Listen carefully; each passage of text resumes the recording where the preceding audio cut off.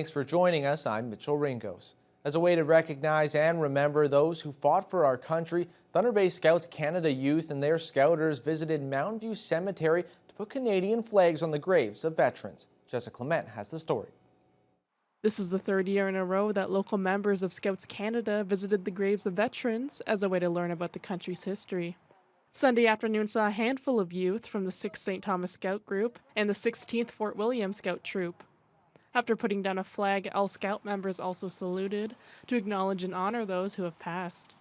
Joy Cummings with Scouts Canada says the exercise is a good way for the youth to learn, and it leaves an impact every year. They see how young these people were that went off and fought in a war, and it kind of brings it back home to them to make it a very real, like for them. They also took part in, some of them took part in color flag services at various churches this morning. It helps them to become not just something that's talked about in history, but something that became a real, that they realized really happened. Cummings says she hopes the Scouts take away an appreciation for the sacrifices that were made for the country's freedom.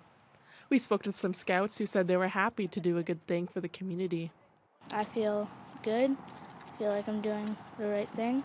I feel good because we're doing the right thing, because all of them, they died for our freedom. So now that we get to live in freedom and we have peace, that they gave us that. It gives me a great deal of pride to see the youth that come out and to be able to bring them out and teach them about our history. Cummings adds that the Scouts will be doing more things for Remembrance Day. In our individual meeting places, we will be certainly talking about it.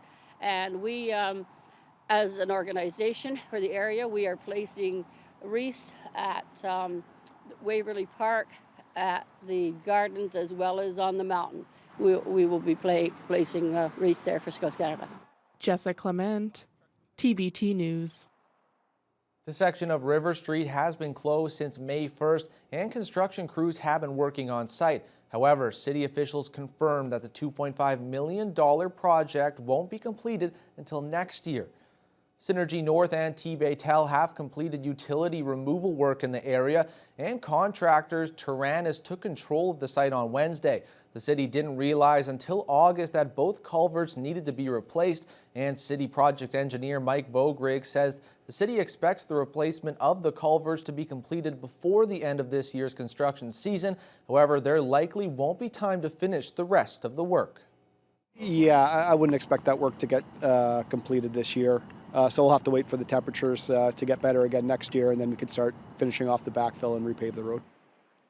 The previous twin 15-foot culverts are set to be replaced with a single structural multi-plate metal arch mounted on concrete footings. Well, residents in the Dorian area were able to learn more about the proposed alignment for the Highway 1117 four-laning through their township during a public information session at their community center.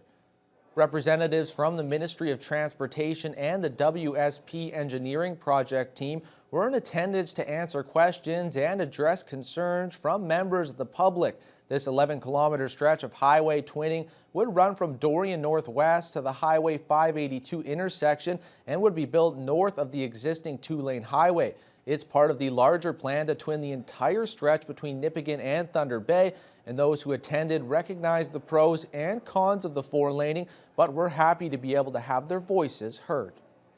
So we're here to see where the new alignment's going to be, and it's imperative for the Township of Dorian to make sure that minimal effect to the residents in relation to the new alignment. We believe they're listening because they've made some changes already since we started this, which I'm on a committee that's been working at this for a while now. I'm very emotional because it's right through my property, and it'll affect me quite a bit, and it's through a business that I have on my property. So yeah, I know it needs to happen, and there's not much I can do to change that. They are, like, I mean, the information here itself is pretty thorough, but it's very saddened for me. As of now, there's no timeline for when the work will begin, with multiple assessment stages still remaining. Pikangikum First Nation has no paramedics, but they do have 2 ambulances now after a Herculean effort was made to replace the pickup truck that had been serving as medical transportation in the community of over 4,000 people. Lee Noonan has the story. 2 retired ambulances donated by the Kenora District Services Board were airlifted into Pikangikum on an Air Force C-130 Hercules aircraft as water levels were too low to move the vehicles by barge. One of the elders the week before this happened and said to me that,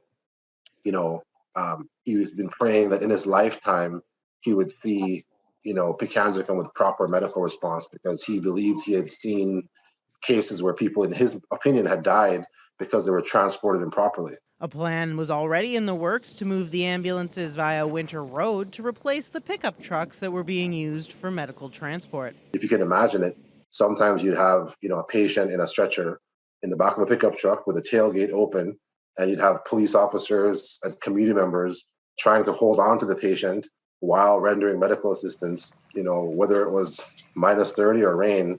Sometimes people were just sitting in the back of a pickup truck waiting on medical attention. When the last remaining truck broke down and left the community with no medical transportation at all, Roan scrambled all his resources to move the ambulances ahead of schedule. With assistance from provincial and federal government and the partnership with the KDSB already in place, they got it done in just 8 days. We had 2 surplus ambulances that were ready. Mind you, we just had to get a bit of service checks done on, but really for the most part, we were able to act fairly quickly as well and support, if not, was supporting Pikangikum to make this happen. Community members and local peace officers were given some training on the operation of the vehicles, but in the long term, both Roan and Walls say the goal is to bring paramedic services and equipment in the community up to provincial standards. The situation was so dire that, even a hand-me-down ambulance dramatically improved safety. I think the next step is going to be, how do we work to ensure proper parity and proper equity where, the same type of equipment, standards, and funding is available to Pikangikum. We shouldn't be okay with First Nation communities in the far north to always get hand-me-downs or second-hand equipment. And I think that's, while this is great in the interim, I do think it's important that we look at ensuring that new equipment, new vehicles is something that First Nation communities are entitled to as well and will receive. Lee Noonan, TBT News. The Ear Falls Sawmill is set to become one of the highest paying sawmills in Eastern Canada, according to the union representing workers there. A new collective agreement tentatively reached late last month will be put to a vote next week.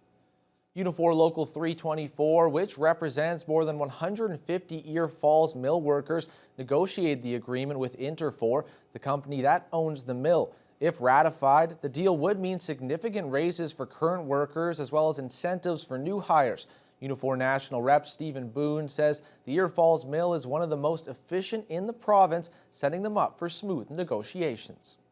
We're very satisfied with the improvements that were achieved, especially for the trades portion of the mill. So we think that obviously Ear Falls is a remote community. We think that there's definitely going to be a draw there in terms of people coming to want to work for a top operation in the province or the Eastern Canada in terms of compensation. And we think that that's going to help recruit and retain people for the long term. While Boone wouldn't share the details of the agreement, he did say the terms were on par or exceeded those of other recent agreements, like the one that saw raises of up to 24% for mill workers in Terrace Bay. He also said the agreement will improve opportunities for Indigenous workers and contractors at the mill. Well, the 2 progressive conservatives from this region spoke at Queen's Park recently about the Ford government's effort to spur on the film and television industry in Northern Ontario. Thunder Bay Atikokan MPP Kevin Holland posed a question to his PC colleague, Northern Development Minister Greg Rickford.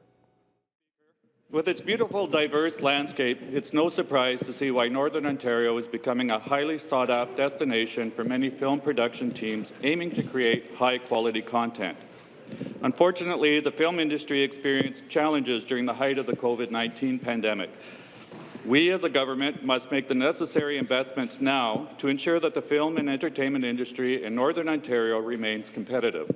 Speaker, can the Minister of Northern Development please share how our government is supporting this vital industry? I want to thank the member from Thunder Bay, Ada Koken. Since joining our caucus, he's been a tremendous influence, and he has presided over consultations that are bringing home to bear, Mr. Speaker, an important sector emerging in Northern Ontario, and that is film and television industry. You know, at the last NOHFC meeting, we announced more than $6 million for film and television production, Mr. Speaker. Some of those resources were going to support production companies that would book no more than 10 major productions moving forward. That's significant, Mr. Speaker. And we're now joined by sports anchor Kurt Black. Now, there's plenty of sports going on throughout the world, but this weekend was another good one for local sports. Yeah, it was almost too much. I didn't know what to get into the show tonight. But yeah, we've got everything from hockey, basketball. We got the CFL semifinals for the conferences. We got everything. We'll have that all for you after the break.